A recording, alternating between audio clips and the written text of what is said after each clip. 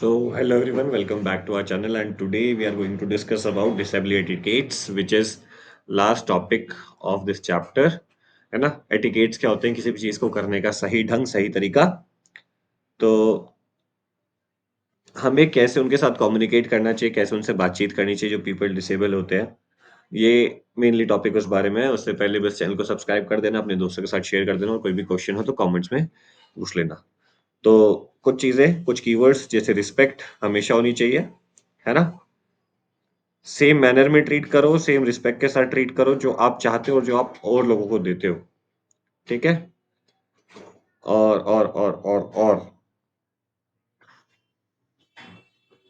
कभी demeaning terms का उपयोग मत करो। मतलब ऐसे नहीं कि भाई कोई सुन नहीं सकता तो उसको बहरा बोल के बात करो, कोई चल नहीं सकता सही से तो उसे लंगड़ा बोल के बात करो। ऐसे वर्ड्स उपयोग मत करो, है ना? ये कुछ की वर्ड्स है जो हमें याद रखनी चाहिए कि रिस्पेक्ट करनी है, सेम मैनर में बात करनी है, ऐसे आप खुद के लिए चाहते हो और खुद के लिए एक्सपेक्ट करते हो, और डिमीनिंग टर्म्स का यूज नहीं करना है। अब अलग अलग तरीके की डिफिकल्टीज होती हैं, और उन अलग अलग डिफिकल्टीज में हमें क्या याद रखना है, जैसे कि कोई स्पीच डिफिकल्टी वाला इंसान है तो आपको क्या करनी है, उनके साथ कैसे ट्रीटमेंट रखनी है अपनी। तो एक तो उन्हें अटेंशन देनी है।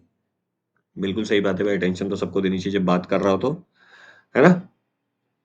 अब क्या करो कि करेक्शन मत करो। उसे भी पता है वो गलत बोल रहा है ना? तो आप करेक्शन मत करो कि भाई ऐसे नहीं, ऐसे होता है। करेक्शन मत करो भाई, उसके साथ स्पीच डिफिकल्टी है, वो बोल रहा है इस बात के लिए उसको एनकरेज करो, एनकरेजमेंट रखो। कॉन्वर्सेशन के लिए एक्स्ट्रा टाइम दो, पेशेंट रहो, है ना? सिंपल सी बात है। और ज्यादा मतलब प्रिटेंड मत करो कि तुम्हें बात समझ आ गई है, ऐसा कुछ ज्यादा वो नहीं। सिंपल सी चीज है। तीन चीजें याद रखो। चलो चौथा पॉइंट छोड़ भी दो कि एक तो प्रॉपर अटेंशन दो, एनकरेज करो that they are talking to you, and conversation के लिए एक्स्ट्रा टाइम दो, और पेशेंट रहो बात को समझने के लिए, उनकी बात को सुनने के लिए। ठीक है? अब आ जाओ person with hearing loss loss, जिसको सुनने में दिक्कत है। ठीक है? अब क्या भाई, उसको तुम नाम बोल के बताओ कि हाँ भाई मैं आ गया, तो ऐसे नहीं ना। उससे अब तुम मिल रहे हो तो तुम क्या करो, वेव करो अपना हैंड ऐसे दूर से भाई कि हाँ भाई ठीक है, हेलो आई एम हियर। या फिर उसके शोल्डर पे टैप करो ताकि उसे पता लग जाएगा दैट यू आर देयर, है ना? क्योंकि वो अब तुम्हारी आवाज पीछे से तुम चिल्ला रहे हो तो नहीं सुन पा रहा हो सकता है ना? जब भी कोई बात बोलो तो बहुत क्लियरली बोलो और स्लोली बोलो, है ना? साफ शब्दों का और धीमे धीमे बोलो, ताकि वो तुम्हारे लिप रीड कर पाए, कहीं तुम तेज तेज बोलते चले जाओ, है ना? लिखा भी अगला पॉइंट है, many people person with hearing loss read lips, है ना? तो अपने फेस पे मतलब प्रॉपर लाइट पड़े तुम्हारे, और कुछ ऐसे खाना पीना खाते हुए बात मत करो क्योंकि फिर लिप्स रीड करने में प्रॉब्लम होती है ना? उसके अलावा जब तुम उस बंदे से बात करो तो उसकी तरफ देख के बात करो, और एक्सप्रेसिवली बात करो, है ना? और साइन लैंग्वेज का उपयोग करो बीच बीच में। और अगर तुम दोनों ही उससे फैमिलियर हो, अगर तुम्हें साइन लैंग्वेज नहीं आती तो मत करो, लेकिन धीरे बोलो और क्लियर बोलो, और वेव करो या टैप करो शोल्डर पे, ये इसके की पॉइंट्स है। ठीक है? अब किसी का विजन लॉस है तो उसे पता होना चाहिए, जब आप रूम में एंटर कर रहे हो तो आप इंडिकेट करो, और जब जा रहे हो तो इंडिकेट करो कि भैया मैं जा रहा हूँ या मैं आ गया हूँ, है ना? और जब बात कर रहे हो तो बताओ कि आप हो कौन। हो सकता है वो आपको ना पहचान पाए, देख ही ना पाए, तो begin to identifying yourself by name. ठीक है? और जब आप उन्हें असिस्टेंस दे रहे हो, जैसे किसी को रोड क्रॉस कराना है, तो आप उनका आर्म मत पकड़ो। ठीक है? हाथ पकड़ो, हथेली पकड़ो, हाथ पकड़ो, आर्म मत पकड़ो। ठीक है? जब आप उनके साथ वॉक कर रहे हो तो ऑफर करो अपना हाथ उन्हें पकड़ने के लिए।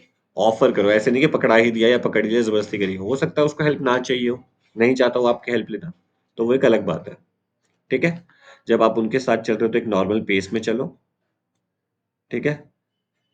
और बात करते चलो, जो भी आपके इर्द गिर्द जो भी चीजें हो रही है उनके बारे में बात करते चलो, उनको बताते चलो।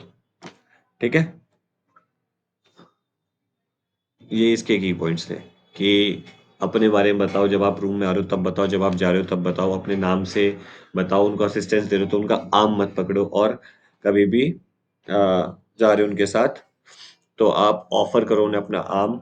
ऐसे जिद मत करो, आप ऑफर कर सकते हो। ठीक है? और नॉर्मल पेस में चलो, और बाकी चीज़ों के बारे में बात करते चलो। जिनको लैंग्वेज इम्पेयरमेंट है,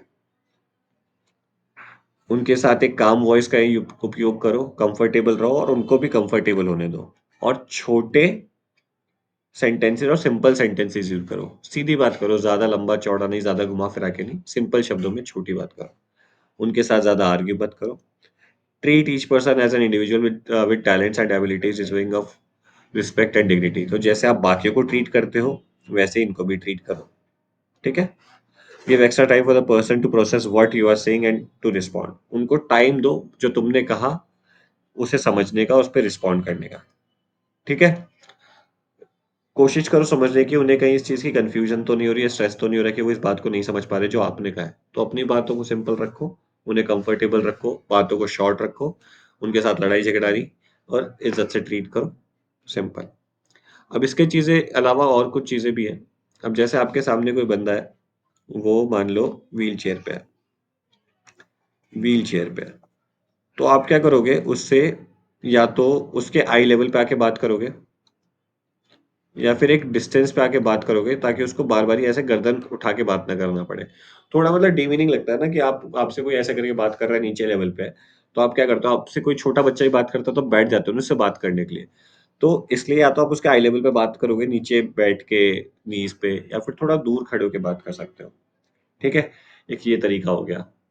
और डिपेंड करता है कि डिसेबिलिटी कैसी है। अब किसी के हाथ नहीं है, तो आप उससे मतलब ऐसे आप जा रहे हो हाई फाइव करने के लिए, हाथ मिलाने के लिए, डज़न्ट लुक गुड। आप ऐसे नॉर्मली ऐसे अपने सर झुका दिया या फिर गुड मॉर्निंग, गुड आफ्टरनून कुछ बोल दिया, है ना?